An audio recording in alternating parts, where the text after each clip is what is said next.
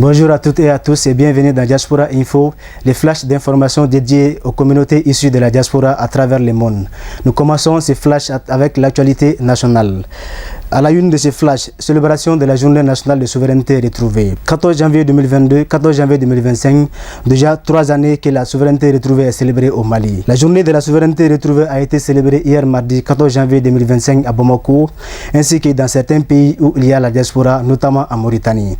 La culture, facteur de renforcement de l'unité nationale et de l'esprit patriotique, c'est le thème de cette 3e édition de la célébration de la souveraineté retrouvée au Mali. En souvenir de la grande mobilisation patriotique du peuple malien.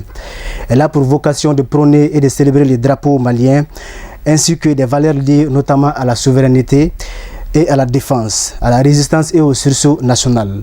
Pour mémoire, le peuple malien était sorti en grande pompe le vendredi 14 janvier 2022 pour défendre la patrie et condamner les sanctions jugées illégales, illégitimes et inhumaines imposées par la communauté économique des États de l'Afrique de l'Ouest CEDEAO et l'Union économique monétaire ouest africaine UEMOA.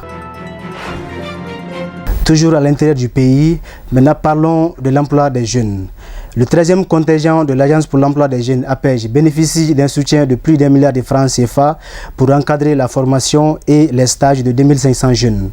Le président de la transition, le général d'armée Assimi Goïta, chef de l'État, a remis un chèque symbolique hier mardi 14 janvier 2025 en appui à l'insertion professionnelle et à la formation des stagiaires de l'Agence pour l'emploi des jeunes.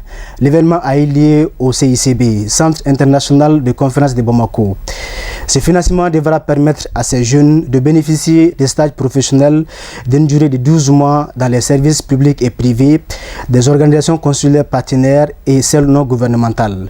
Notons que depuis sa création, l'APEJ a offert des opportunités à 53 236 jeunes diplômés dans les services publics et 12 529 dans les entreprises privées. À présent, parlons de l'économie. Bras de fer entre l'État malien et la société minière canadienne Barrick Gold Corporation. Le Mali saisit 3 tonnes d'or de la société minière.